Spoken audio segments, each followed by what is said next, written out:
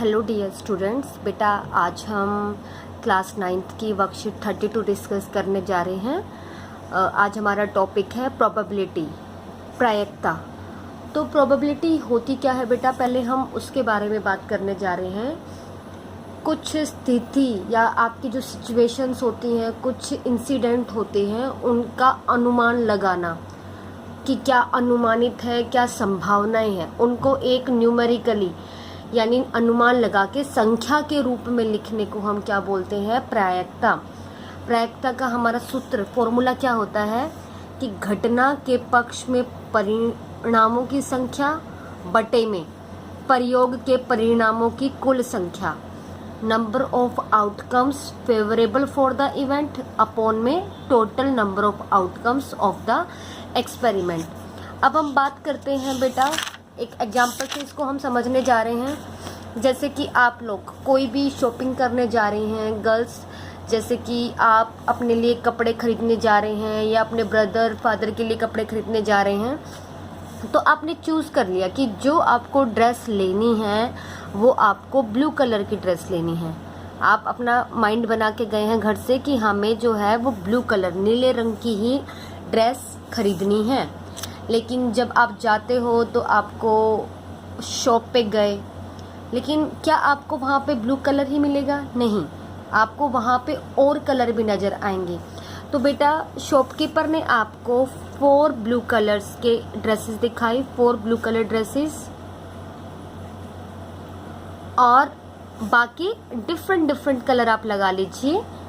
Different colour जैसे ये आपको येलो कलर की दिखाई कि नहीं, आप पे येलो कलर भी सूट करेगा, आप पे ग्रीन कलर भी सूट करेगा, आप पे रेड कलर भी सूट करेगा।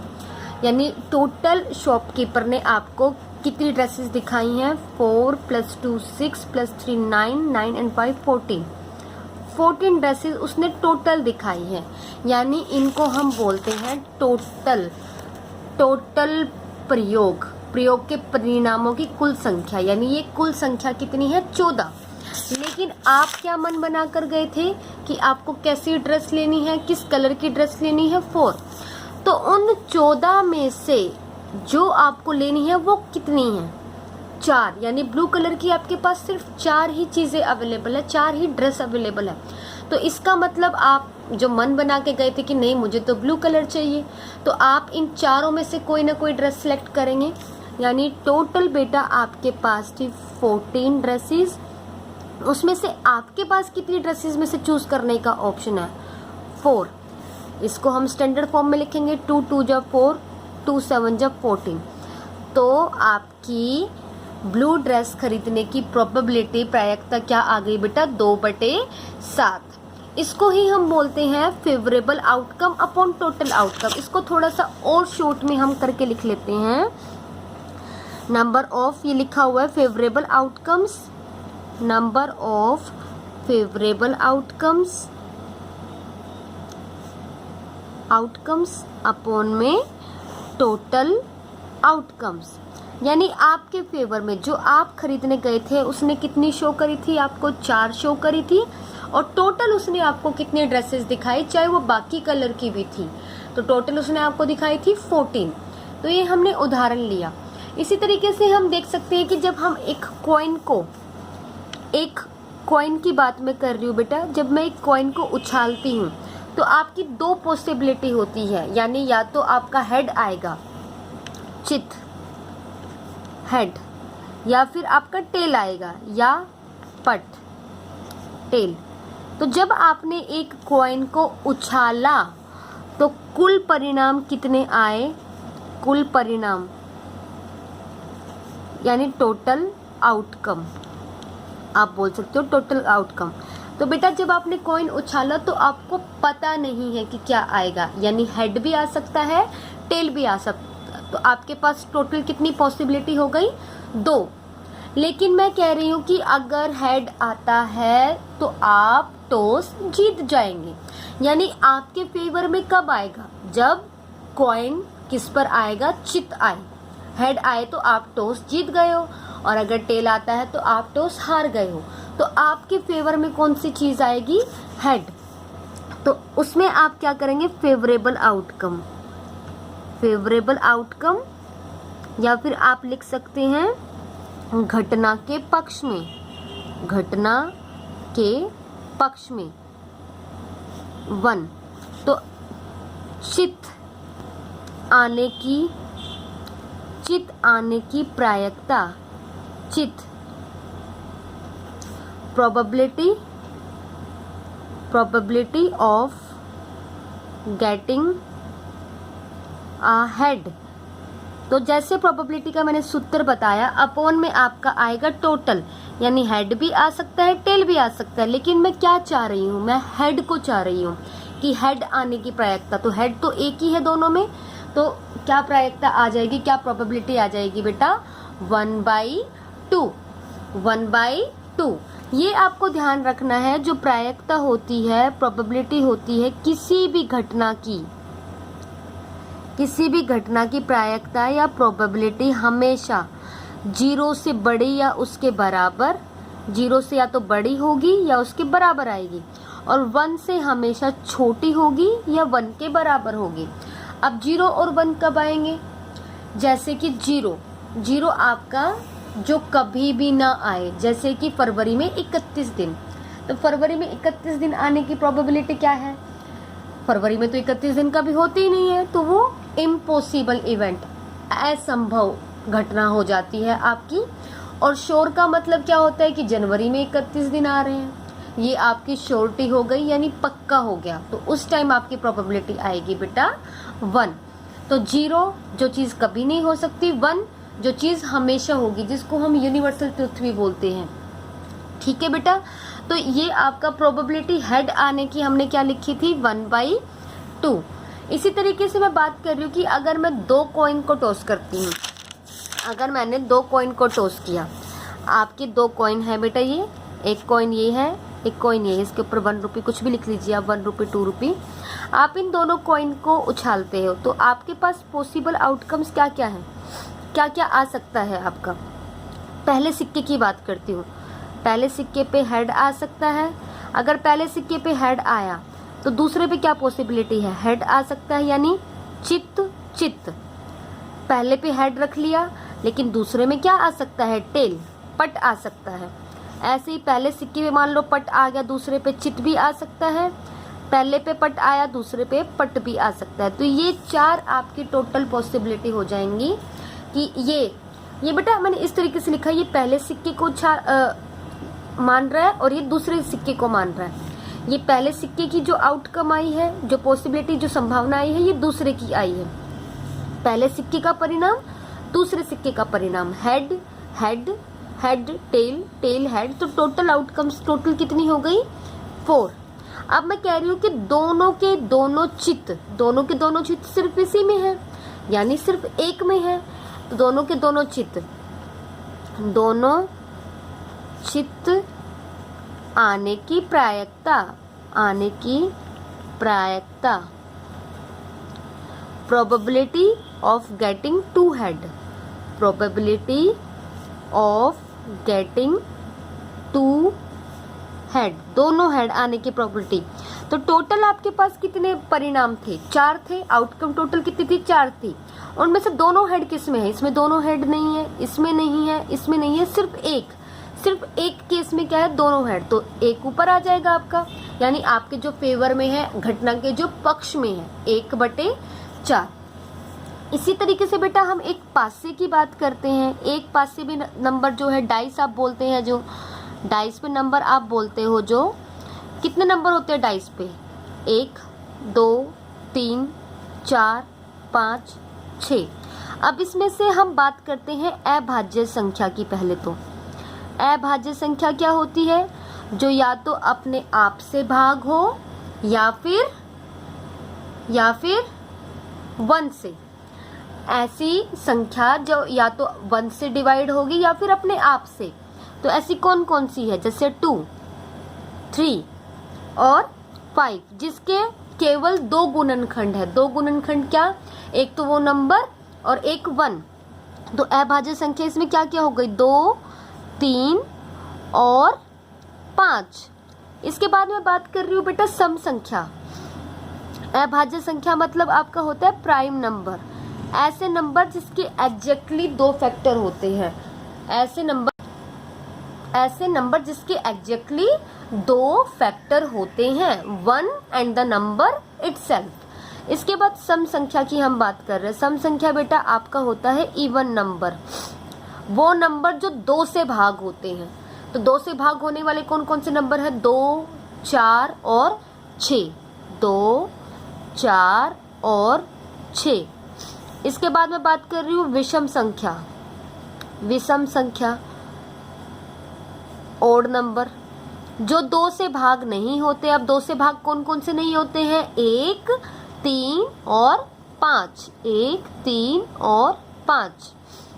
अब बेटा मुझे ये बताइए कि क्या 1 जो है वो प्राइम नंबर है, अभाज्य संख्या है? चलो उससे पहले हम एक और बात कर लेते हैं संयुक्त संख्या की। संयुक्त संख्या जिसके 2 से ज्यादा गुणनखंड होते हैं, कंपोजिट नंबर जिसके मोर देन 2 फैक्टर होते हैं। अब 2 से ज्यादा फैक्टर, 4 के देखो 1 से भी भाग हो रहा है, 2 से भी भाग हो रहा है, 4 से भी भाग हो रहा है, यानी इसके 3 गुणनखंड होंगे। ऐसे 6, 1 से भी भाग हो रहा है, 2 से भी हो रहा है, 3 से भी हो रहा है और अपने आप से भी हो रहा है। तो 4 और 6 जो है वो कैसे नंबर हो गए बेटा? संयुक्त संख्या हो गई। अब हम बात कर रहे हैं 1 की। 1 ना तो अभाज्य संख्या है ना संयुक्त संख्या है, क्योंकि अभाज्य के लिए आपके 2 गुणनखंड होने चाहिए, ना 2 से कम ना 2 से ज्यादा। 2 कौन कौन से? एक तो वो नंबर और एक 1। इसके बाद संयुक्त संख्या में 2 से ज्यादा होने चाहिए, लेकिन 1 का फैक्टर, 1 का गुणनखंड तो सिर्फ 1 ही है, ना तो 2 है ना 2 से ज्यादा है। तो 1 क्या है आपका? ना तो अभाज्य संख्या है ना ही संयुक्त संख्या है, neither prime nor composite number.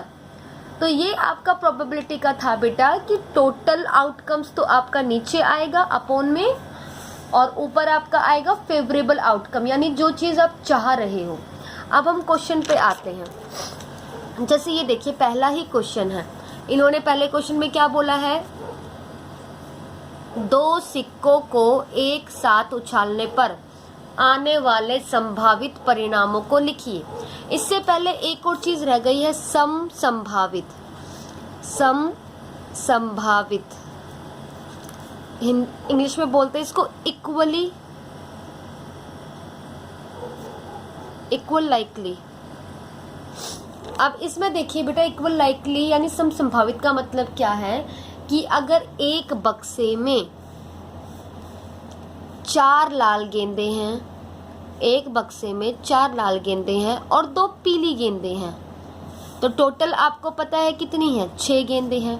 मैं ये कह रही हूँ कि लाल गेंद आने की प्रायिकता, रेड बॉल आने की प्रोबेबिलिटी क्या होगी? तो रेड कितनी है? 1, 2, 3, 4, यानी ये 4 अगर आती हैं तो घटना के पक्ष में होगा। तो 4/6 उसको आप लिख सकते हो 2/3, ये रेड बॉल आने की है। अब हम बात कर रहे हैं समसंभावित की। समसंभावित क्या होता है कि जब मैंने बक्से में हाथ डाला, मैंने कोई भी बॉल निकाली, तो हर बॉल के आने के चांसेस बराबर हैं, यानी टोटल 6 में से इसका चांस भी 1/6 है, इसका भी 1/6, इसका भी 1/6, 1/6, 1/6 और 1/6, यानी हर बॉल को निकालने के चांसेस इक्वल है। जब मैंने बॉक्स में हाथ डाला तो मुझे नहीं पता कि रेड बॉल आएगी या येलो बॉल आएगी, ये बॉल भी आ सकती है, ये भी आ सकती है, ये भी, कोई भी बॉल आ सकती है। तो इसको हम बोलते हैं इक्वली लाइकली। जैसे हमने सिक्का उछाला तो हेड भी आ सकता है, टेल भी आ सकता है। ऐसा नहीं है कि हेड ज्यादा बार आएगा या टेल ज्यादा बार आएगा, कोई भी आपका किसी भी टाइम कितनी भी बार आ सकता है। तो इसको हम बोलते हैं इक्वली लाइकली, यानी हर बार जो चीजें हैं उनको निकालने की संभावना बराबर हो। अब हम बात करते हैं बेटा, ये देखिए 2 सिक्कों को उछालने पर आने वाले संभावित परिणाम। जब आप 2 सिक्कों को उछालते हो तो संभावित परिणाम, टोटल आउटकम, संभावित परिणाम हम ये डिस्कस कर चुके हैं। वैसे पॉसिबल आउटकम्स अभी किया था हमने कि अगर मैं 2 सिक्कों को उछालती हूँ तो क्या क्या पॉसिबिलिटी आ सकती है आपकी? पहले पे चित, दूसरे पे भी चित, पहले पे चित, दूसरे पे पट, पहले पे पट, दूसरे पे चित, टेल हेड, पहले पे भी पट, दूसरे पे भी पट। तो ये आपकी पॉसिबिलिटी है 4 कि इन चारों में से कोई भी आपका सीक्वेंस बन सकती है। टोटल कोई भी आ सकता है। जब आप 2 सिक्कों को उछालते हो तो इन चारों में से कोई ना कोई सीक्वेंस आपका बनेगा। इसके बाद अगला क्वेश्चन देखेंगे बेटा हम। Number 1 to 10 are written on 10 slip हैं, 10 पर्चियां हैं और उन पे अलग अलग पर्चियों पे 1 से 10 नंबर लिखे गए हैं। हर पर्ची पे 1 नंबर है और उनको एक बक्से में अच्छी तरह से मिला के रख दिया गया है। अच्छी तरह से मिला के रखने का मतलब है बेटा कि आप उनमें से कोई भी पर्ची निकाल सकते हो। ऐसा नहीं है आप निकालोगे तो 2 आएगा 3 आएगा, कोई भी पर्ची आपके हाथ में आ सकती है। तो सबसे पहला जो काम है इसका आंसर हम करेंगे जब टोटल कुल परिणाम कितने हैं। जब आप पर्चियां निकालोगे तो टोटल कितनी पर्चियां हैं, उसमें 10 पर्चियां हैं। तो 10 में से कोई भी पर्ची आ सकती है। Total outcomes. अब आपसे वो पूछ रहा है पहले क्वेश्चन में, देखिए कि संख्या 5 प्राप्त करने की प्रायिकता क्या होगी। अब संख्या 5 वाली पर्ची घटना के पक्ष में, घटना के पक्ष में। अब 5 वाली कितनी पर्चियां हैं उसमें, हर नंबर की 1 ही पर्ची थी, तो 5 नंबर की भी कितनी है, 1 पर्ची। तो आप क्या लिखेंगे, प्रायिकता घटना के पक्ष में यानी favourable, favourable outcome, favourable outcome. अब आप बताएंगे प्रायिकता ऑफ, प्रायिकता 5 प्राप्त करने की, 5 प्राप्त करने की प्रायिकता। तो आप लिख सकते हैं इंग्लिश में probability, probability of getting a number 5, number 5 आने की। तो टोटल 10 पर्चियां थी, 10 में से 5 वाली सिर्फ 1 ही पर्ची है यानी 1/10। इसकी प्रायिकता क्या हो जाएगी बेटा, 1/10। ऐसे ही आप दूसरा क्वेश्चन करेंगे। उसने क्या कहा है, 6 से बड़ी एक संख्या, 6 से बड़ी। तो 6 से बड़ी कौन कौन सी संख्या है उन पर्चियों में, 7, 8, 9 और 10, यानी चारों में से कोई भी आ सकती है। तो फिर से वही टोटल कुल परिणाम तो आपने लिख ही रखे हैं। इसके बाद आप यहाँ देखिए बेटा, दूसरा जो इसका पार्ट है वो क्या है, घटना के पक्ष में। घटना के पक्ष में 4 पर्चियां हैं। 4 पर्चियां कौन कौन सी है बेटा, 4 पर्चियां ब्रैकेट में लिख रही हूँ, 7 नंबर वाली, 8 नंबर वाली, 9 वाली और 10 वाली। फेवरेबल आउटकम, फेवरेबल आउटकम है ये। अब इसके बाद 6 से बड़ी संख्या प्राप्त करने की प्रायिकता, probability of getting a number, probability of getting a number greater than 6। अब टोटल तो पर्चियां कितनी थी हमारे पास, 10 थी, लेकिन बेटा 6 से बड़ी, 6 से बड़ी कितनी पर्चियां हैं, 4, यानी मेरे पास सिर्फ यही ऑप्शन है, यही निकालनी है मुझे। तो 4/10, 2 दूनी 4, 2 पंजे 10, तो 2/5 ये आपकी क्या आई बेटा, 6 से बड़ी संख्या प्राप्त करने की प्रायिकता। तो बेटा ये वीडियो आप बहुत ही अच्छे से देखेंगे और अपना कंसेप्ट समझने की कोशिश करेंगे। एक बार नहीं समझ आता तो बार बार वीडियो को देखेंगे। उसके बाद भी अगर आपको प्रॉब्लम आती है तो आप हमसे पूछ सकते हैं। धन्यवाद बेटा।